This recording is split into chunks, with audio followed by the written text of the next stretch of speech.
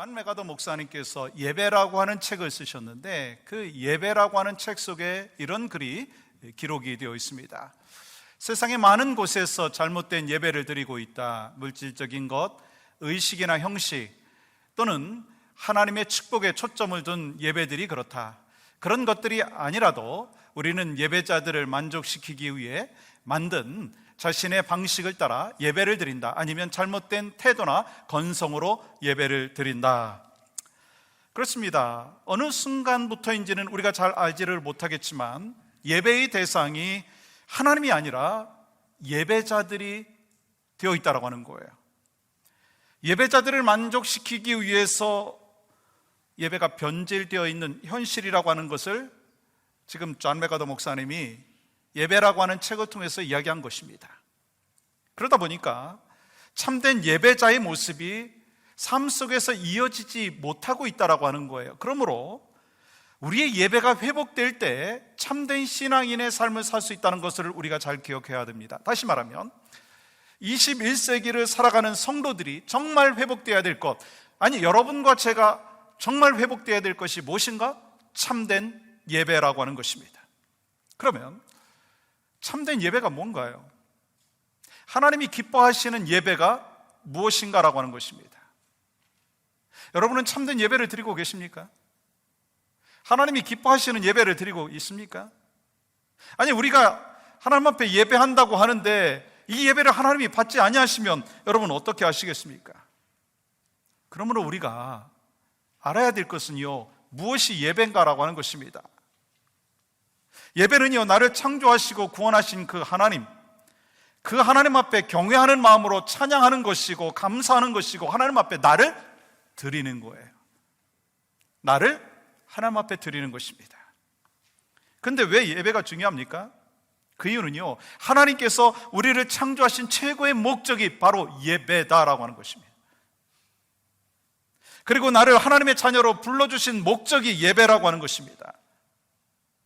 또한 내가 하나님 앞에서 비전을 갖고 살아야 될 이유, 그리고 우리가 꿈을 꾸고 비전을 갖고 살아가면서 열정적으로 삶을 하나님 앞에 올려드려야 될 이유가 바로 예배라고 하는 것입니다. 이것이 성경을 통해서 여러분과 저에게 주시는 메시지이고, 그렇게 예배함을 통해서 하나님께서 영광을 받으시고 여러분과 저희 예배를 통해서 하나님은 기뻐 받아주시는 줄 믿습니다. 성경에 보면 수많은 인물들이요 예배를 드렸어요. 그런데 놀라운 건요, 그들의 예배는 분명히 달랐다라고 하는 것입니다.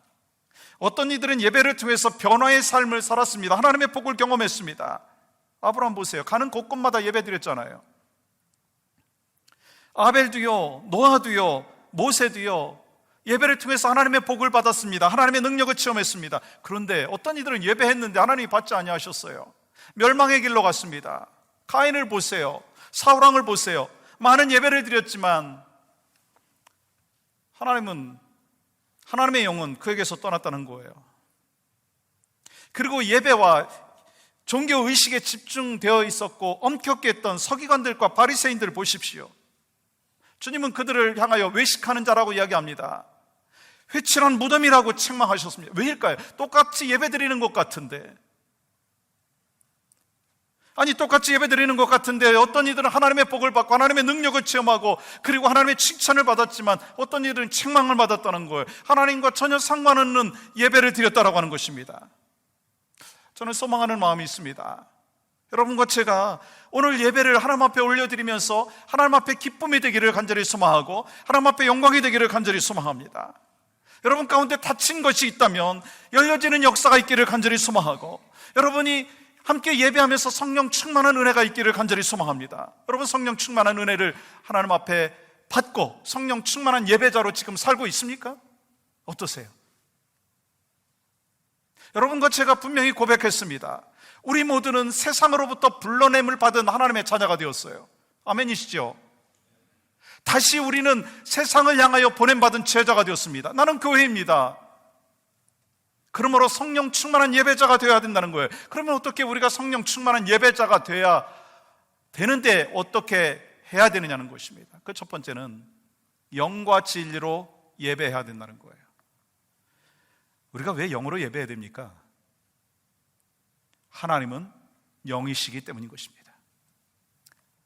하나님께서 우리 인간을 창조하실 때 육신을 먼저 창조하시고 우리에게 영을 불어넣어 주심으로 말미암아 여러분과 제가 어떤 존재가 되었어요? 영적인 존재가 되었잖아요.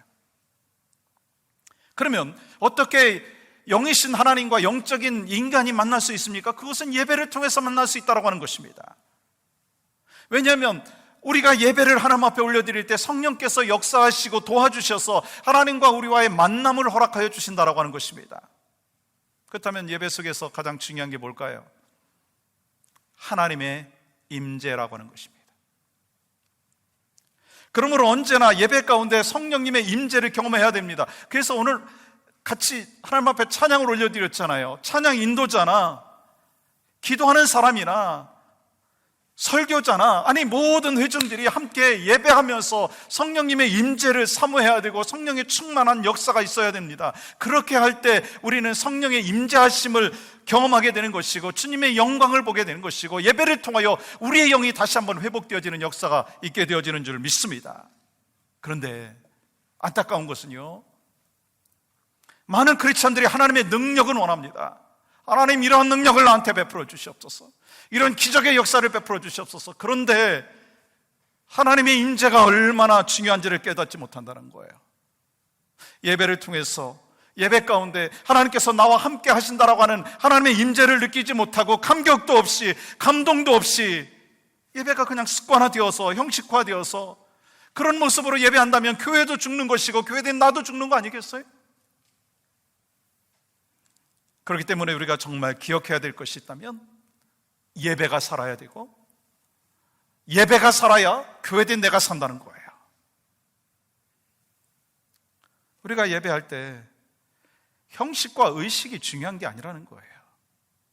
영과 진리로 예수 그리스도 안에서 성령의 임재하심을 경험하며 예배해야 된다는 거예요. 다시 말하면 우리가 하나님 앞에 예배하러 나왔을 때 내 속에 감추인 것이나 속이는 것이나 죄된 것을 다 회개하고 마음문 열고 정직하게 하나님 앞에 예배해야 된다는 거예요. 왜냐하면 하나님께서는 그러한 예배를 원하신다라고 하는 거예요. 그것이 바로 영과 진리로 예배하는 것이고 예수 그리스도 안에서 성령의 임재를 경험하며 예배하는 것이라고 하는 것입니다.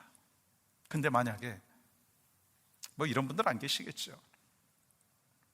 몸은 교회에 나와 있지만 마음은 다른 곳에 가 있다면, 두 마음을 갖고 예배한다고 한다면 그것은 하나님께서 받으시는 진정한 예배가 아니라고 하는 것입니다. 예배 의식에 참여하는 것은 맞습니다. 그러나 예배를 드리는 게 아니라는 거예요.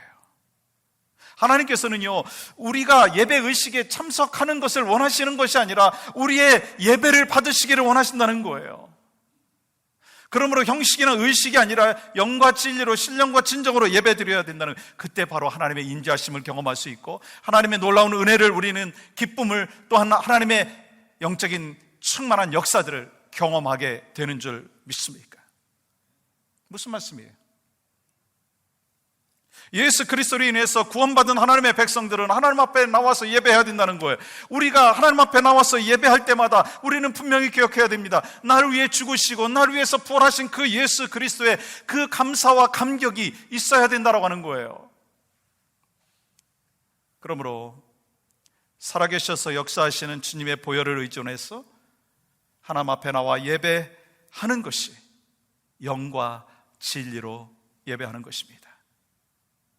우리가 주님을 만질 수는 없지만 분명히 이 자리 가운데 하나님의 은혜는 있으시고 하나님의 역사는 나타나시고 성령의 임재하심은 있을 줄 믿습니다.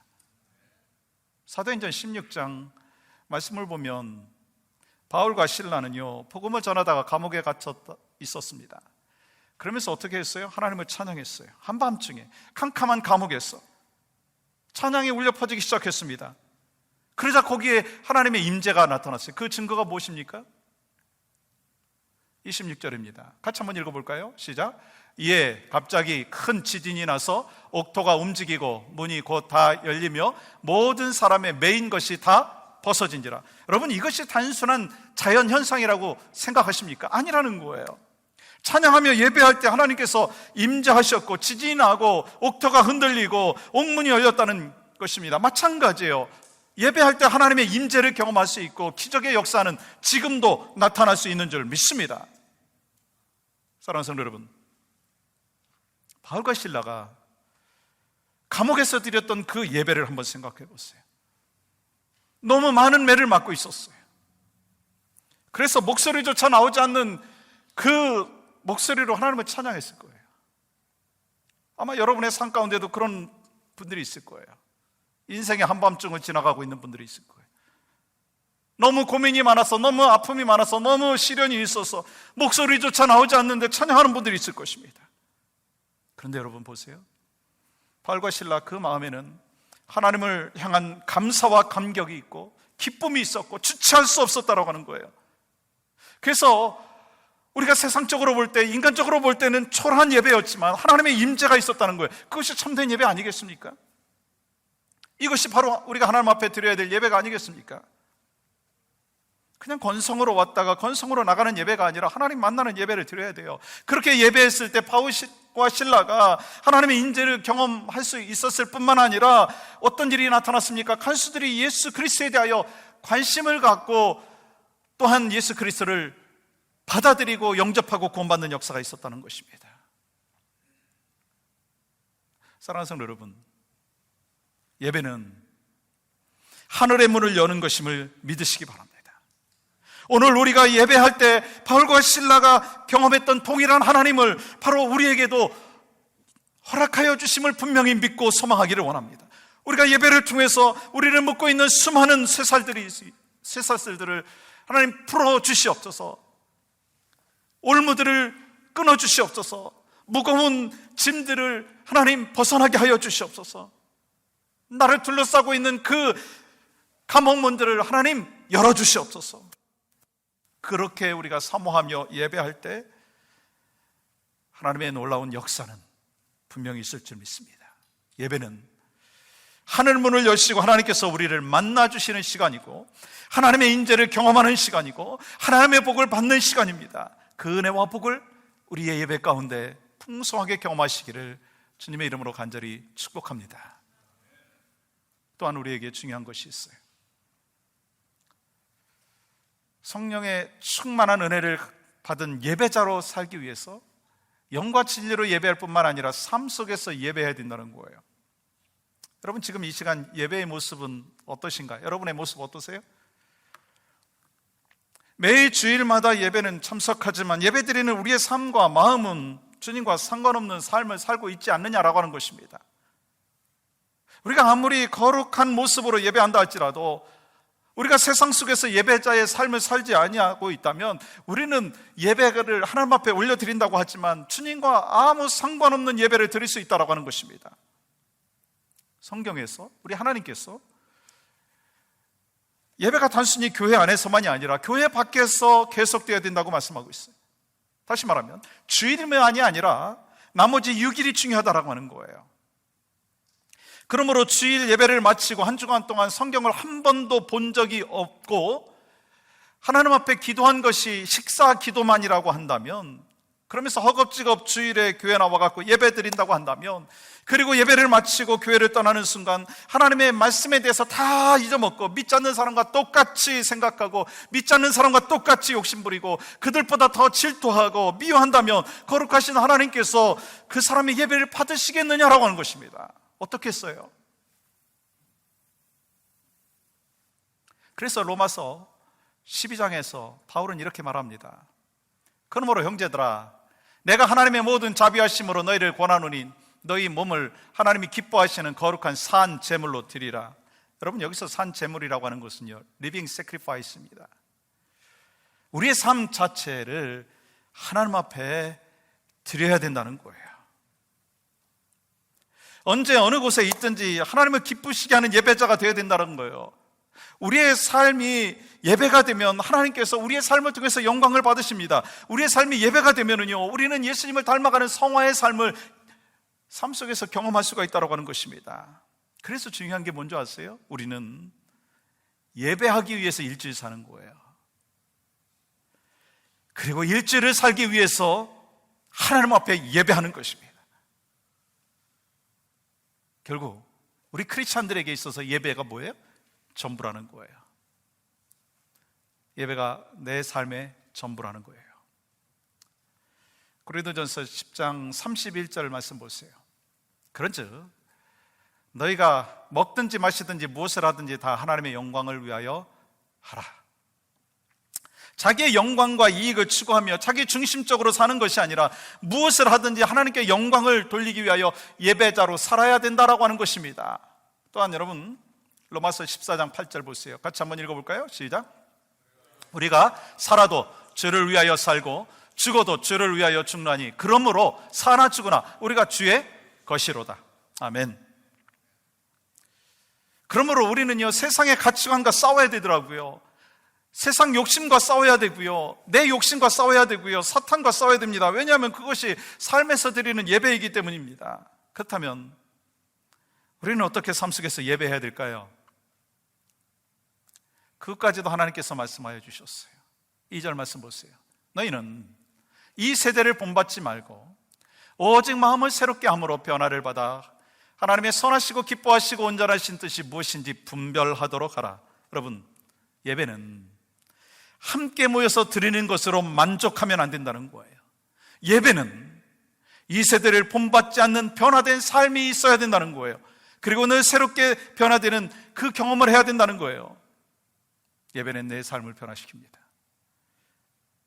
하나님을 만난 사람에게 있어서 반드시 나타나는 삶의 변화가 있다는 거예요. 이사야서 1장에 보시면 우리의 삶에서 어떻게 예배해야 되는지를 말씀합니다. 여호와께서 말씀하시되 너희의 무수한 재물이 내게 무엇이 유익하뇨? 나는 순양의 번제와 살진 짐승의 기름에 배불렀고 나는 숫송아지나 어린 양이나 순 염소의 피를 기뻐하지 아니하노라. 같이 읽을까요? 너희가 내 앞에 보이러 오니 이것을 누가 너희에게 요구하였느냐? 내 마당만 밟을 뿐이니라. 무슨 말씀이에요? 삶에서 드리는 예배에 실패하게 되면, 모여서 예배 드리는 것으로 만족하게 되면 그 사람은 교회 마당만 밟고 살아가는 시간인 거예요. 여러분 어떠신가요?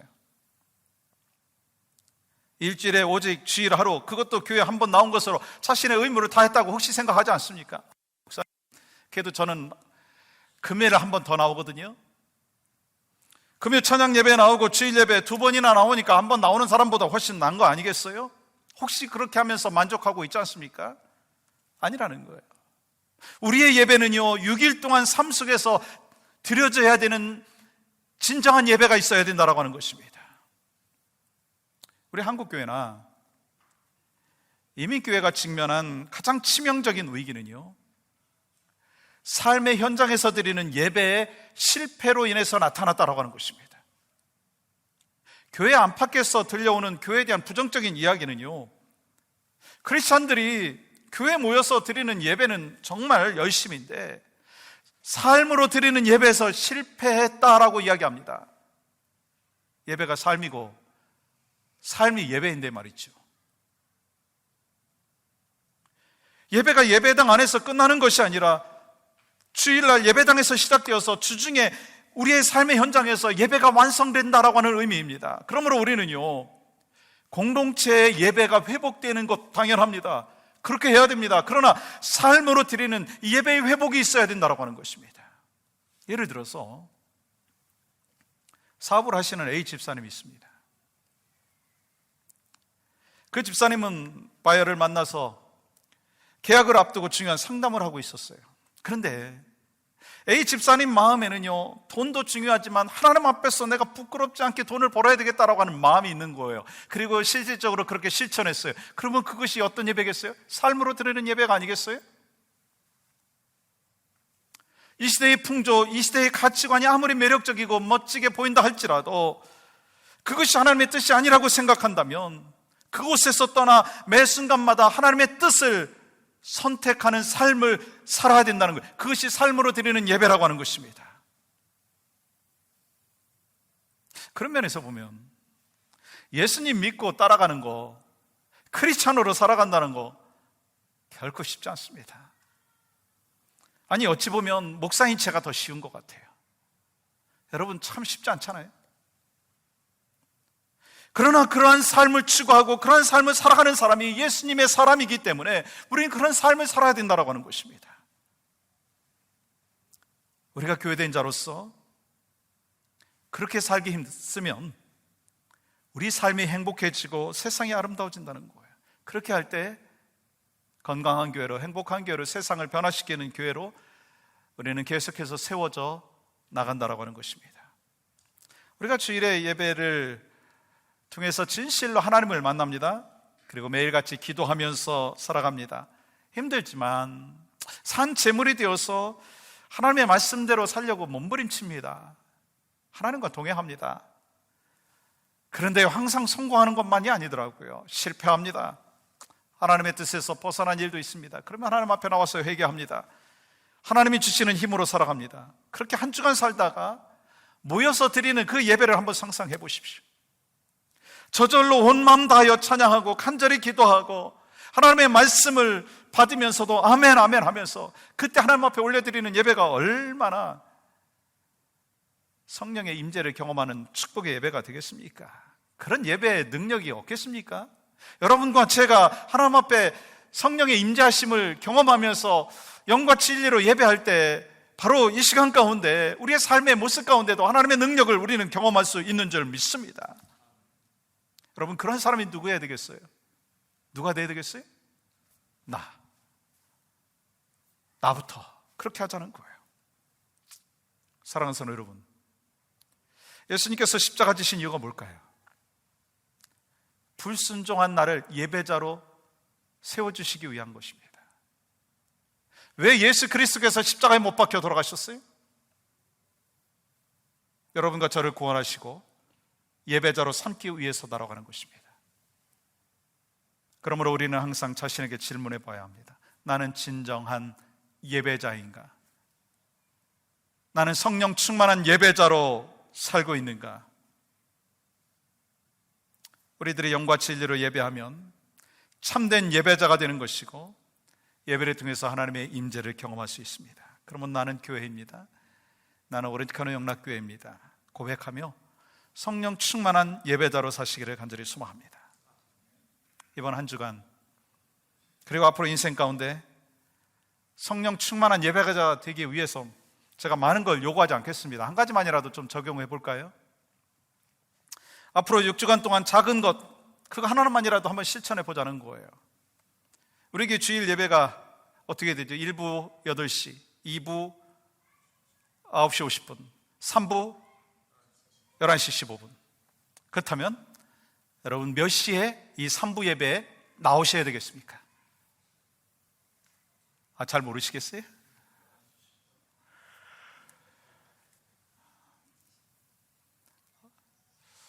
그래도 5분 전에 나와야 되지 않겠어요? 미리 오셔서 예배를 위해서 기도하시고 성경 본문도 한번 묵상해 보시고요. 한 주간의 삶을 되돌아보십시오. 하나님이 내 인생의 주인임을 선포하고 성령의 임재를 경험하기 위하여 몸부림치는 그 시간을 가져보십시오. 저도 2부 예배 끝나고 허겁지겁 새가족 환영실에서 새가족 환영하고 그리고 밥을 먹고 왔는데요, 딱 앉으니까 속이 도루룩한 거예요. 근데 예배 속에서, 찬양 속에서 하나님의 높고도 위대하심을 찬양하니까요 시원해지는 거예요. 여러분, 예배가 중요합니다. 여러분과 제가 이 시간 올려드리는 그 예배가 참으로 중요해요. 그래서 예배 시간 전에 나오시고요, 맨 뒷자리에 앉지 마시고 앞자리로 나오세요. 그래서 작은 것부터 실천할 때 여러분과 저는 성령 충만한 예배자가 되는 것입니다. 그리고 중요한 거 한 가지 더 말씀드릴까요? 우리가 예배를 마치는 시간은요, 새로운 예배를 시작하는 시간입니다. 그러므로 하나님과의 만남을 통해 능력을 힘입고 세상에 나아가 삶의 현장에서 예배를 완성해 나가는 교회 되시고 성령 충만한 예배자가 바로 여러분과 제가 되어야 될 줄 믿습니다.